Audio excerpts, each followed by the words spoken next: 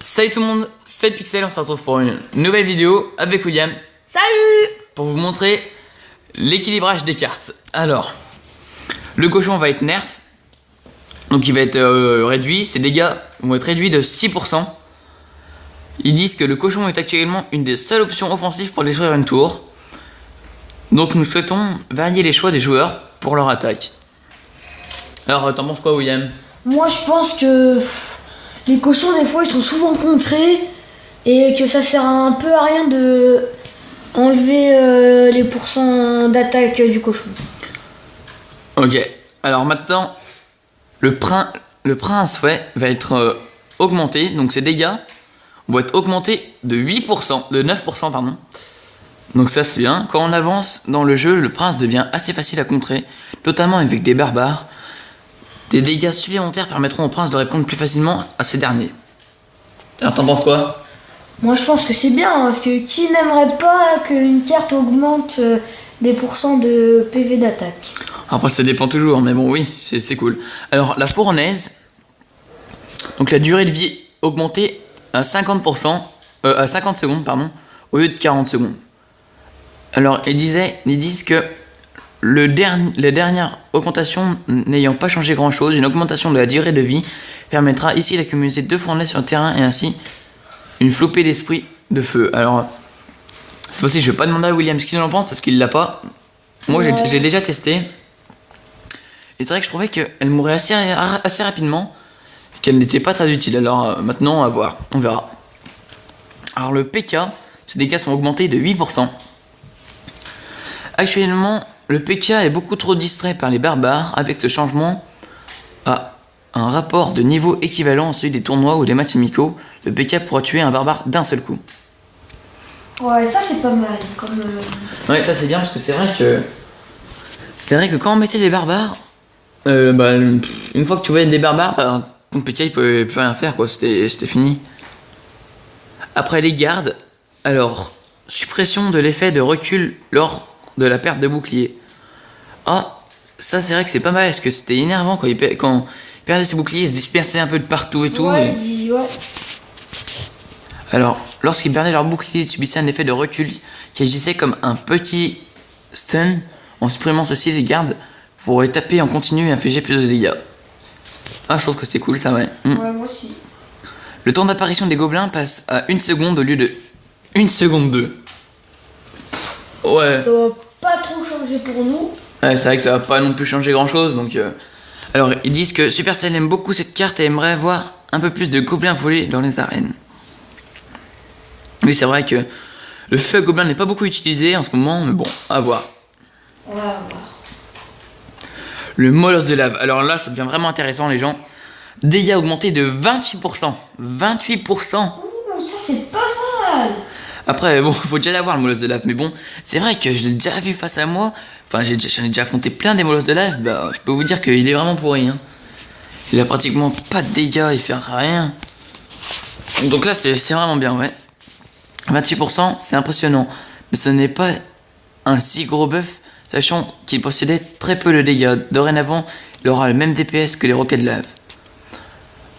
Ça, c'est vraiment cool, franchement. Parce qu'il faisait que dalle de dégâts. Hein. Il crachait déjà. Il mettait super longtemps à cracher une boule de feu. Et quand il en crachait une, ça perdait à peine 50 dégâts, un truc comme ça. Enfin, c'était vraiment pas énorme. Alors, la durée de déploiement de l'arc X passe à 4 secondes au lieu de 5. Ah, ça c'est pas mal parce que à chaque fois que nous mettons l'arc-X, avant qu'elle se mette, il y a toujours l'adversaire qui met un cochon ou un ballon ou un truc comme ça. Pour la contrer. Ça c'était vraiment énervant. Ouais, c'était trop loin à se mettre. Et point de vie augmenté de 18%. Alors ça, je sais pas, à voir parce qu'il a, ouais, peut-être, je sais pas, à voir, ouais. Alors le dernier nerf de l'arc X avait été trop violent au point de le rendre injouable. Ces changements lui permettront de refaire surface. Alors le mortier, durée de déploiement passe à 4 secondes au lieu de 5, comme l'arc X. De même que pour l'arc X, Supercell cherche à trouver un juste milieu pour que ces cartes qui n'ont pour l'instant été que surpuissantes ou injouables. Ouais, c'est vrai que le mortier et l'arc X ont été beaucoup joués auparavant, mais maintenant on les voit plus. Hein, donc, Ouais, on les voit de moins en moins dans les joueurs.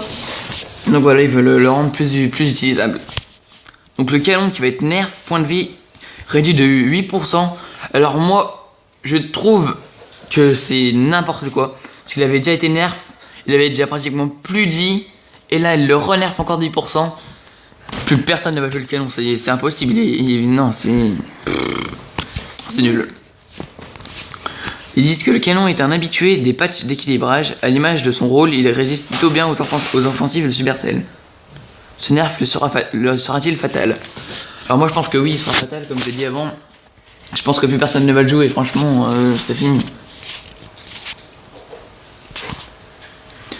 Alors la Tesla qui va être augmentée, point de vue augmenté de 8%. Alors ça c'est bien. Ça franchement c'est bien. Cette augmentation de point de vie aidera la Tesla dans sa concurrence avec le canon. Ah bah oui, ça c'est sûr, je pense que maintenant la Tesla va être beaucoup plus jouée que le canon. Hein. Ouais, je pense que la Tesla... Déjà la Tesla, elle est déjà bien jouée. Alors moi je pense que là, elle est beaucoup plus jouée.